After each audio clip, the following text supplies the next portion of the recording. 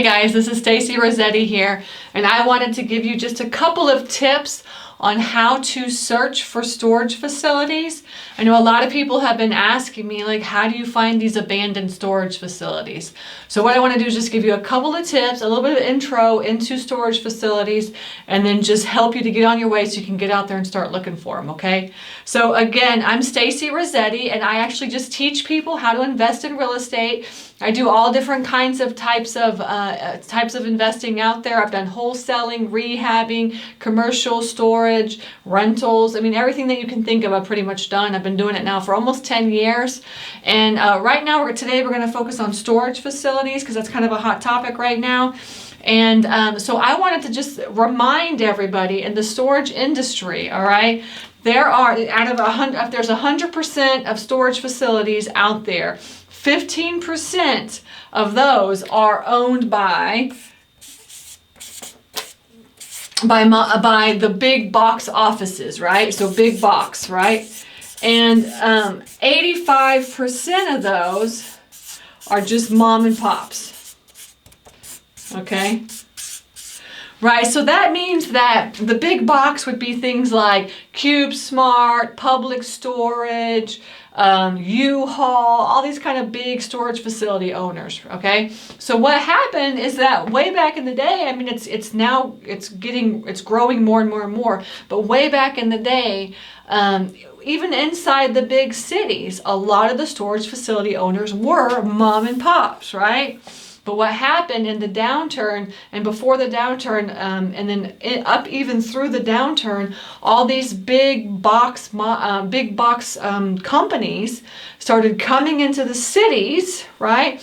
And if they weren't buying the mom and pop shops, then they were building as well too. So if you go to places like, I mean, in the last 90 days, I've been to Florida, I've been in Texas, and I've been driving around. I was up in Tennessee. I'm driving around in these big cities, right? And in the middle of the city, you don't see mom and pop shops anymore, right? Instead, you see CubeSmart and U-Haul, because what happened is over the past decade, they went in and they bought everything up, and they also started building up, right? Started building all these facilities. So now when you're driving through the city, you just see like these huge big storage facilities that are like 3 and 4 different levels.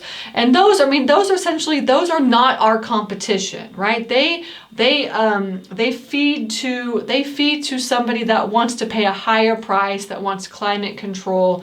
When I teach about storage facilities, I always teach about this mom and pop. I teach about these little tiny storage facilities that are outside of the city, right? Or, outside of major city areas. They could be in the metro area, but they're not going to be right in the downtown area, right in the center. They're going to be maybe on the outskirts in the suburbs, or even further out, like in the middle of, out an hour outside of the city or 2 hours outside of the city, okay? And so those are the ones that I'm talking about. When I teach people how to invest in storage facilities, you want to buy those smaller mom and pop shops, right? The ones that actually are hard to even see when you're driving around and looking, because you're seeing all these big, huge ones everywhere, right? So that is one of the things I wanted to teach, is that there's a difference between storage facilities right now. And even within this, you're going to have like, some mid-range sizes or whatever, but these are all going to be owned by mom and pop shops, just like me. I'm a mom and pop shop, right? So we have 6 facilities, and they're not very big facilities at all, right? But the reason I love that is because they're easily manageable, right? I don't want to buy a business. I want to buy an investment. I want to add value, right? So when you look for these storage facilities, what you're going to do, this is a strategy number 1, and this is one of the ones that I teach, is to drive around and look for storage facilities.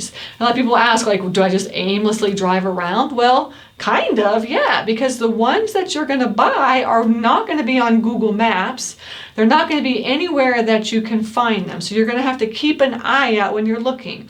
So for instance, like everybody teaches driving for dollars, okay, for houses, right? It's the same kind of concept, but it's for storage facilities. So when you're out driving for dollars, you have to be focused. You can't be like jamming out, talking on your phone, driving around. I mean, you have to be like, okay, there's a house, driving, okay, there's there's another house, write it down or take a picture, whatever you're going to do.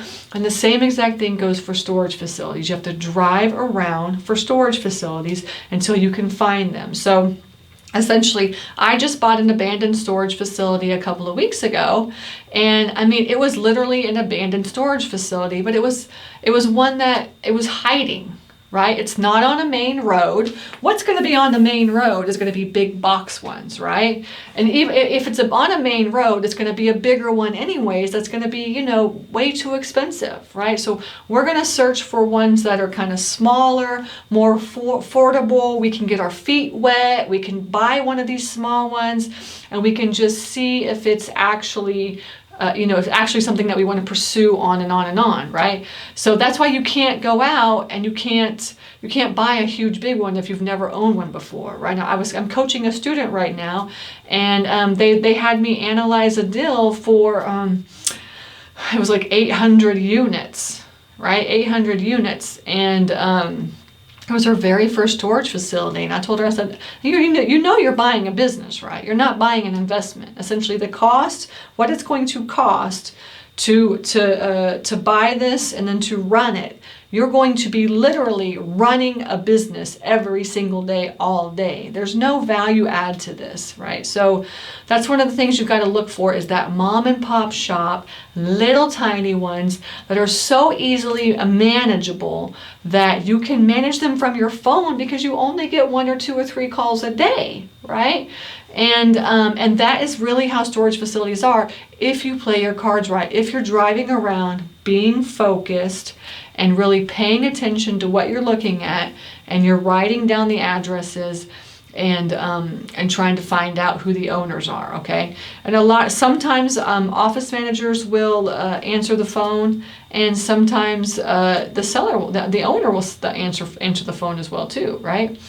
But for this tip today, what I wanted to talk about was just what should you be looking for, right? What should you be looking for? And you don't want to be looking for these. You want to be looking for smaller mom and pop shops that you can handle by yourself, and that are really going to be hidden, and they're not going to be on main roads most of the time, and they're going to be out of the city, if not 30 minutes to an hour or even 2 hours outside of the city, okay?